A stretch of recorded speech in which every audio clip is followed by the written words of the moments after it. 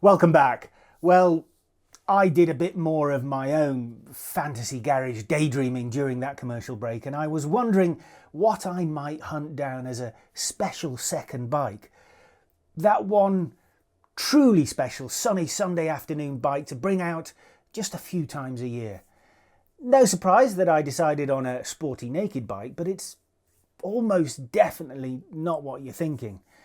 Taking pride of place in my own fantasy garage would be the oddball Bimota Tazy 3D. It's by no means old enough to be a classic, even a modern classic, although I have no doubt it is the sort of bike that will only become more valuable over time. I love sporty naked bikes because they can offer proper performance with a half decent helping of comfort, so you can actually ride them without first booking a recovery visit to the chiropractor. And the lack of a fairing means you can get an eyeful of all the lovely engineering that has gone into the bike of your dreams.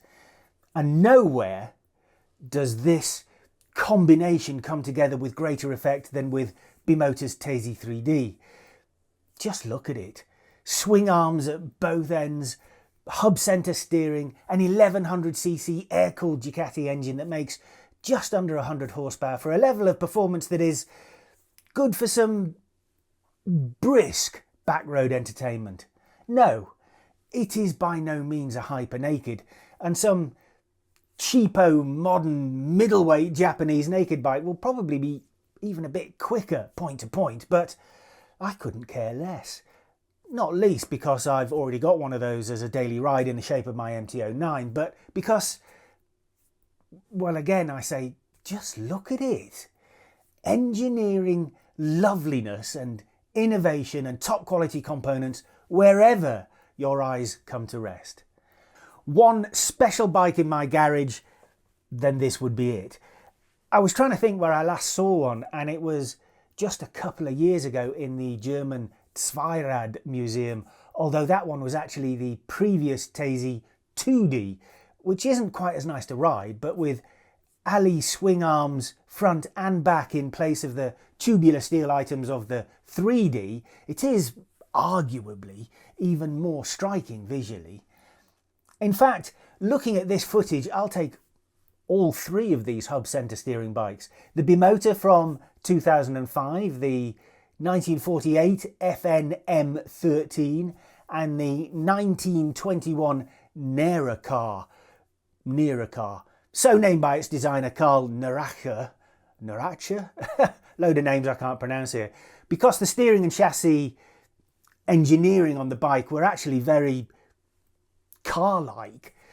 By the way, this was the most successful hub centre steering bike of all time, with just under 17,000 being produced between the two world wars in England and the US.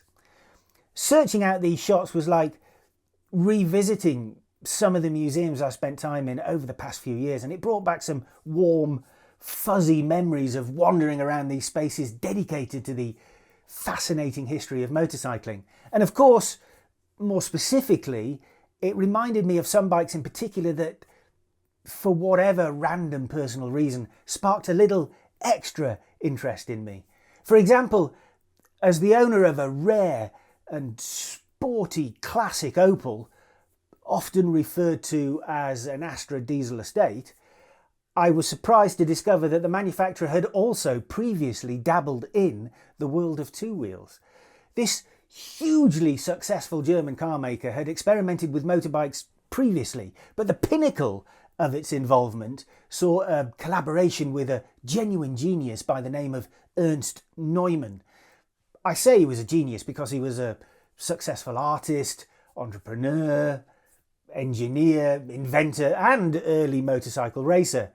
This 1929 Opel Motor Club was his creation, and it looks remarkably modern despite being nearly 100 years old. Much of that is down to the galvanised pressed steel frame that he originally designed for his own Neander bike manufacturing company.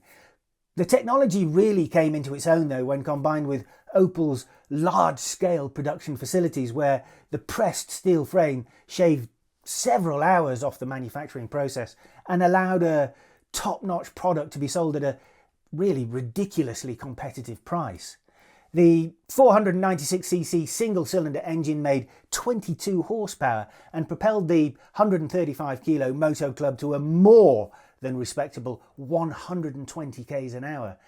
And this engine and chassis combination were often referred to as the finest handling motorcycle of its era, really. No doubt influenced by the marketing campaign for the bike, which happened to claim exactly that.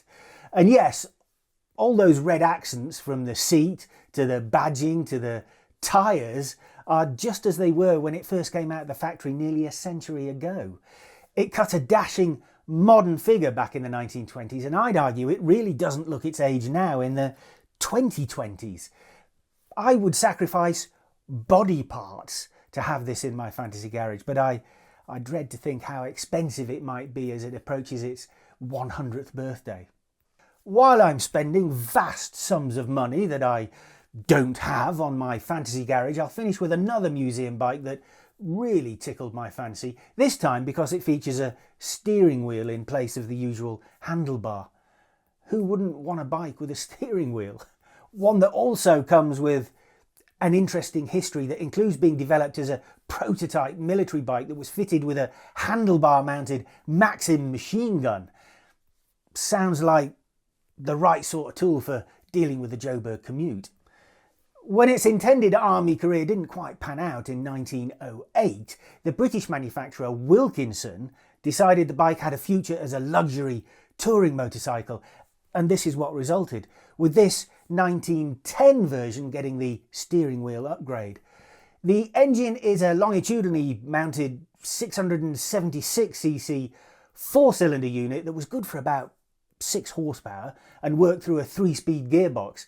The fuel tank was mounted over the rear mudguard and could give a range somewhere in excess of 320 k's, which should have been no problem for the rider, or driver, who was cosseted by a cruiser relaxed type of riding position and a sumptuous looking leather bucket seat. Unfortunately, the onset of the First World War brought an end to the production run, meaning only about 250 of these lovely machines were ever made. Wilkinson was in fact Wilkinson Sword, who made blades before branching out in several other directions, including motorcycles. Freed from making bikes, the company concentrated on helping the war effort by churning out vast numbers of bayonets for the armed forces. Unfortunately, though, they never returned to motorcycle production, ensuring this bike's rarity and ever-increasing value.